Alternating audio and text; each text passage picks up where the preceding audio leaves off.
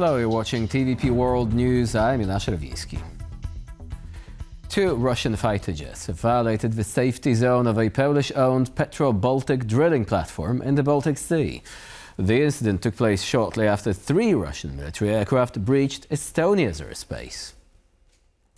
Now, unlike last week's massive drone incursion, this time around Russia breached Poland's exclusive economic zone, not the state border. The incident involving the gas and oil platform owned by Poland's energy giant Orlen occurred only several hours after three Russian fighter jets violated the Estonian skies. The Russian aircraft entered Estonia's airspace and remained there for 12 minutes, flying over the Gulf of Finland in a violation described by Estonian authorities as unprecedentedly brazen. The incursion prompted Estonia's allies in NATO, Italy, Finland and Sweden to scramble their jets and intercept the Russian aircraft. As a result, Tallinn requested that the member states hold consultations over the next steps under the treaty's Article 4. Estonia is the third country in 2 weeks to report a Russian airspace violation, with Poland first reporting such an incident, followed by Romania. US President Donald Trump said reports that Russia violated Estonia's airspace could mean, and I quote, big trouble. The US leader told journalists at the White House that he was not happy about it and was due to be briefed on Friday's incident. Russian jets entered Estonia's airspace today for 12 minutes. Do you see that as a threat to NATO? Well, I'm going to have to look at it. They're going to be briefing me in a short while, so I'll let you know about it tonight or tomorrow. What's your take in general? Just being I don't love it. I don't love it. I don't like it when that happens. It could be big trouble, but I'll let you know later. They're going to brief me in about an hour. Russian drone incursion into Poland was a test of NATO response, according to US President Donald Trump's special envoy for Ukraine, Keith Kellogg. About 20 Russian drones violated Poland's airspace last Tuesday, prompting Polish and Allied forces to shoot down at least 3 of them. Consequently, Poland invoked NATO consultations under the bloc's Article 4. Commenting on the incident for a British newspaper, The Telegraph, Keith Kellogg remarked that because the drones were breaching Polish territory over the span of 6 hours, that couldn't be classified as an accident. He said, and I quote, "That's a test, a way to see what the West would do, and we have to respond like it is a test." Similarly to what Polish officials have said, Kellogg's explanation also diverges from that of Donald Trump himself, who didn't rule out that the incident could have occurred as a result of a mistake. In the wake of the Russian massive drone incursion into Polish airspace, Allied jets under NATO's Airborne Warning and Control System, or AWACS for short, are patrolling the Polish skies. Their goal is to protect the bloc's eastern flank, which has recently been particularly exposed to Russian provocations. We had been doing mission in Poland for a couple of years now to protect the NATO countries,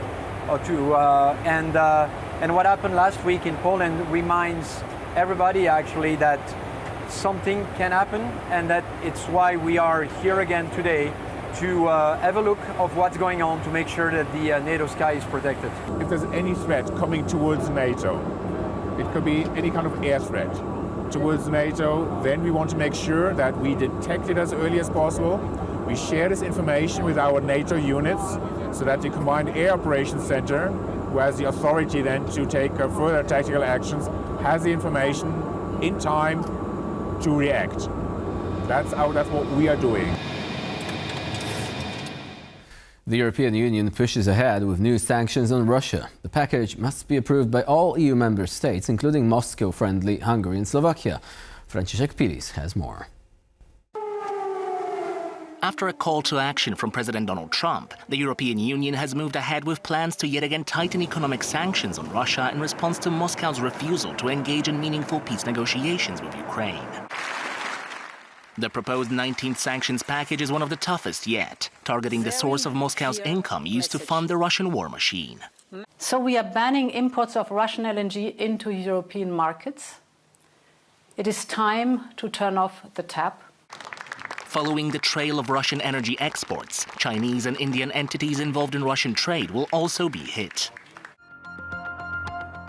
We are adding more chemicals, metal components, salts and ores to our export bans, and tighter export controls on entities from Russia as well as China and India. The EU is also likely to accelerate its ban on Russian energy imports by 1 year to late 2026, despite Hungary and Slovakia still being tied to Moscow's oil supplies, importing as much as 8.7 million tons of Russian crude oil in 2024, according to some sources. Russia's shadow fleet of oil tankers is also being targeted, with the EU sanctioning more than 100 additional vessels. The EU's latest move follows the calls of President Donald Trump to cut Russian oil imports and increase pressure on China and India. TVP World's editor-in-chief, Michał Broniatowski, says Europe is unlikely to fully meet Trump's demands for steep tariffs on both countries because it would be too disruptive for its economy. Europe is not going to do it, so apparently trying to make President Trump happy. I don't think they will, because President Trump is producing his demands not in order to get Europe to impose tariffs against these two big countries, because he knows they will never do it. He wants to delay his own decisions as long as possible. Despite the previous 18 sanctions packages visibly impacting Russia's economy, some were able to avoid said sanctions through cryptocurrency transactions. Not anymore, as for the first time, the EU will also implement restrictive measures against cryptocurrency platforms. What was lacking from the list of sanctions are tourist visas for Russian citizens, an earlier proposal by some EU members. Russian opposition figure Yulia Navalnaya welcomed such an outcome. Ursula von der Leyen stated that the new sanctions package will not include a ban on issuing visas to Russians.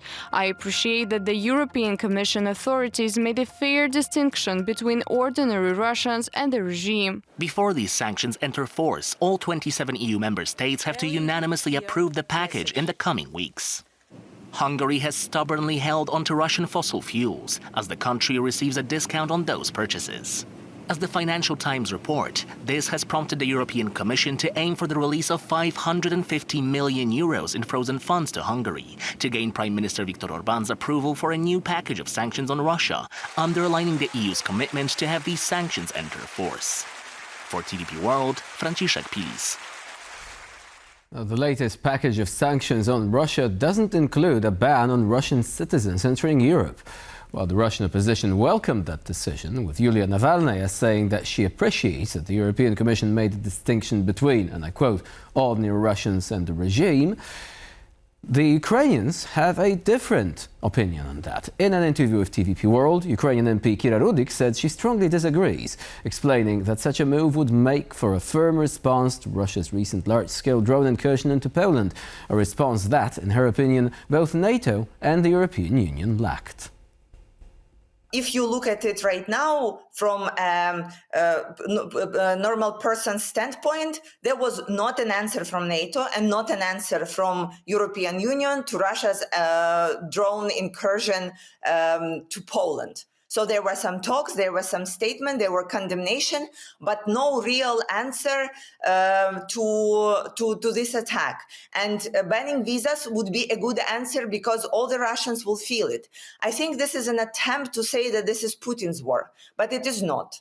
Because people who are attacking us every single night, people who are directing the missiles onto kindergartens, they are not Putin. People who were killing Navalny were not Putin. People who were raping people in Bucha and creating torture rooms were not Putin. They were Russians, and Russians willingly or unwillingly are supporting the regime and supporting the war right now. So making sure that it is not that this feeling of that you will be punished for launching the war, it should be instilled. And this is why there should have been a ban on Russian citizens into Europe. Russia hit cities across Ukraine with a barrage of missiles and drones in the early hours of Saturday, killing at least 3 people. The Kiev Independent reports that nearly 30 people were injured in the attacks. President Volodymyr Zelensky said that Russia launched 580 drones and 40 missiles during the assault. Local media report that Ukraine's Air Force shot down 552 drones, 2 ballistic missiles and 29 cruise missiles. Air raid sirens were sounded across the country for about 90 minutes before ending at 7 a.m. local time. Poland's operational command posted on X that Polish and Allied aircraft were scrambled to ensure the safety of Polish airspace after Russia targeted sites in western Ukraine near the Polish border. Now, Ukraine has reportedly hit 2 Russian oil refineries in overnight drone attacks. According to the Kiev Independent, energy sites in the southwestern Samara and Saratov regions were attacked. Now, these appear to be the latest in a series of long-range strikes aimed at crippling Russian oil and gas industries. On Thursday, Ukraine reported it had struck an oil refinery in Russia's Volgograd region, as well as a huge Gazprom oil processing and petrochemical complex in Bashkortostan, some 1,400 kilometers away from the front line. Ukraine has ramped up strikes behind the front lines, hitting Russia's energy sector in a bid to reduce funding for Russia's war of aggression. 2 Polish soldiers have been killed in a tragic accident during night parachute training in the United States, Poland's General Command of the Armed Forces has announced. The paratroopers, who were members of Poland's Special Forces, were participating in parachute exercises as part of an international training cooperation program. Polish officials, including President Karol Nawrocki and Defense Minister Władysław Kosiniak-Kamysz, have extended their condolences to the families of the deceased soldiers. The investigation into the accident is ongoing, so no detailed circumstances of the tragedy have been made public yet. Britain's MI6 foreign spy service will use a dark web portal, the Silent Courier, to recruit agents to spy on Russia and elsewhere. The agency's chief, Richard Moore, made the announcement during a speech in Turkey on Friday. The site will allow people to securely pass on details about illicit activities anywhere in the world. Moore said the portal will also act as a recruitment tool for potential agents who want to offer their own services to spy on their homeland. MI6 has released a video to promote the service. In the video, the spy service says the bedrock of its operations had been face-to-face meetings, but it was now turning to the anonymity of the dark web to provide more security. The UK's Foreign Ministry said instructions on how to use the portal will be posted on MI6's YouTube channel. A huge cooling tower came crumbling down in a controlled demolition in the cold light of day on Thursday. The destruction of the 164-meter structure that towered over the skyline in northern Tennessee is set to make the site safer, local officials have said.